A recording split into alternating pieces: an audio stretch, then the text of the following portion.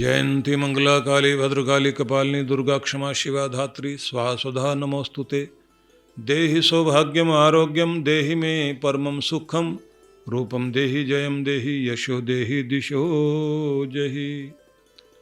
सभी के लिए बहुत बहुत आशीर्वाद। आज आशीर्वाद का दिन है, आज कृपा प्राप्त करने का दिन है।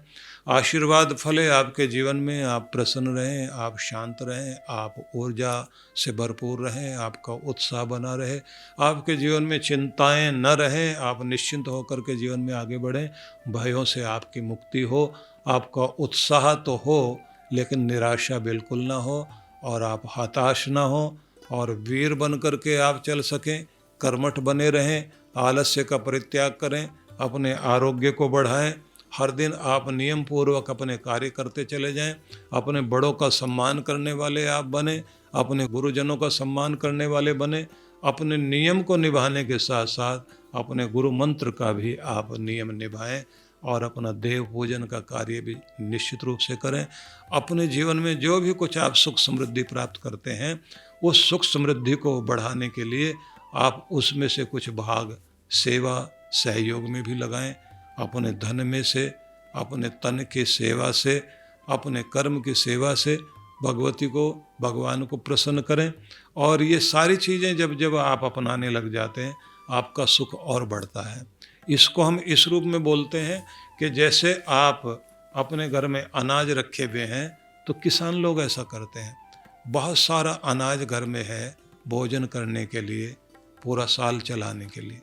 कुछ अच्छा अनाज उसमें से आप सुरक्षित रखते हैं बीज के रूप में, जो खेत में बोए जाएंगे।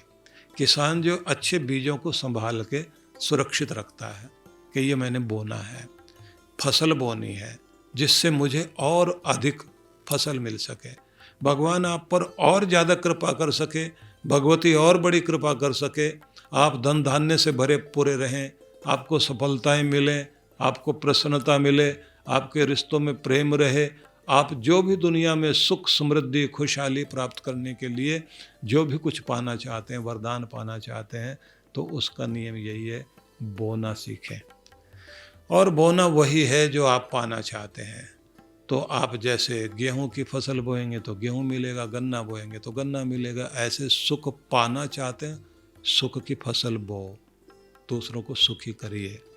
आप चाहते हैं आपके जीवन में मधुरता आए, आपकी प्रशंसा हो, तो आपको दूसरों की निंदा चुगली से बचना होगा, और भगवान के दरबार में अच्छा काम करने वाले लोगों के लिए अच्छे शब्द बोलने चाहिए।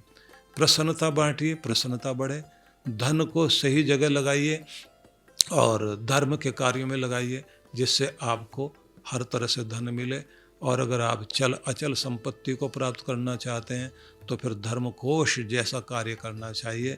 और इसी में एक कार्य होता है कि जब आप कोई ऐसी चीज़ बनवा दें, भवन बनवा दें, कोई कमरा बनवा दें, कोई चीज़ ऐसी बनवा दें जो आपके बाद भी आपके लिए याद की जाए और उसका लाभ हो। कोई लाइब्रेरी बनवा दी, डिस्पेंसरी बनवा दी, कोई गुरुकुल में कमरा बनवा दिया, धर्मशाला में कमरा बनवा दिया, मंदिर के लिए आपने कुछ कार्य कर दिया। ये सारी वो चीज़ें हैं जो आप धर्मकोश के अंतर्गत ऐसा कार्य करते हैं। उसका परिणाम आप देखिए, आपकी पीढ़ियों तक में समृद्धि रहेगी। आपके पास तो समृद्धि रहेगी रहेगी, मतलब मरकर भी कहीं चले जाओगे, दूसरा जन्म ग्रहण कर लोगे, तो आपके भाग्य में धन की कमी नहीं रहेगी। लेकिन धर्मादा और धर्मकोश में एक बात विशेष है, जाने वाले के पीछे धर्मकोश उसका पुण्य बनकर उसे लाभ देता है, और उसकी कृपा छाया घर में रहती है। और जो निरंतर धर्मादा सेवा करता रहता, हर महीने कुछ न कुछ योगदान देता रहे, उसका परिणाम आप देखना, उसकी 7 पीढ़ियों में भी समृद्धि रहेगी, उनका हाथ खाली नहीं रहेगा, निरंतर की उनके घर में बरकत बनी रहेगी, समृद्धि का आना बना रहेगा। इसलिए जो भी कुछ हम जीवन में पाना चाहते हैं, बोना चाहिए। तो आज आशीर्वाद पाने का दिन है कि हमारे ऊपर जगदम्बा माँ, महाकाली, महालक्ष्मी, महासरस्वती, इनके आशीष हमारे ऊपर फलें। तो इसके लिए मैं निवेदन करूँगा सभी से, जो हम पाना चाहते हैं उसे बांटना सीखें। और एक निवेदन और है, एक तो बाह्य पूजा होती है, हम देव पूजा कर लेते हैं, देवी की पूजा कर लेते हैं, ये सब कुछ करते हैं। एक दूसरी चीज़ है जो आप लोगों को सबको करनी चाहिए। आज से ये नियम अपना लें कि ये पूजन तो हमारा अनुष्ठान तो हो गया, लेकिन हर दिन हम थोड़ी देर शांत होकर ध्यान में अवश्य बैठेंगे, क्योंकि उससे वो चीज़ टिकती है आपके भीतर। कमा तो लिया, टिकेगा कैसे? आपने कृपा तो प्राप्त कर ली, लेकिन वो प्राप्त रहे। बहुत लोग अमीर हो जाते हैं लेकिन अमीर बने नहीं रह पाते। उसके लिए निरंतर आपको ध्यान सवेरे बैठ के पूजा करनी चाहिए। गुरु का आशीर्वाद लेना, पितरों का आशीर्वाद लेना, अपनी कुल देवी का आशीर्वाद लेना है, इष्ट देव का आशीर्वाद लेना, और भीतर अपने ध्यान जरूर करिए। ध्यान करने बैठे, हम लोग ये वरदान विद्या सिखाते हैं ना, तो उसको आप अगर सीख करके सवेरे भी थोड़ी देर उसका ध्यान करें, रात को सोने से पहले भी 5 मिनट के लिए से ही आप बैठ जाएं और विजुलाइज करें उसी तरह से, तो आप देखेंगे जीवन में बहुत कुछ जो आपको पाना चाहिए भगवान वो अवश्य देते हैं और आप ज़्यादा से ज़्यादा खुशहाल रहते हैं। तो अपने जीवन में खुशियाँ पाने के लिए खुशियों को बोना भी सीखिए, और आज यह अवसर आप सबको बहुत बहुत समृद्धि देने वाला हो।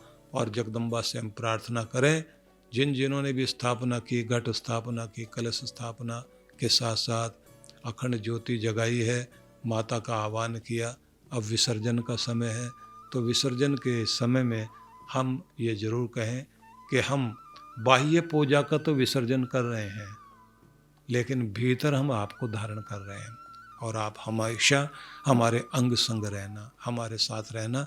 जगदम्बा हमारे परिवार पर और हम पर आपकी कृपा छाया हमेशा बनी रहे।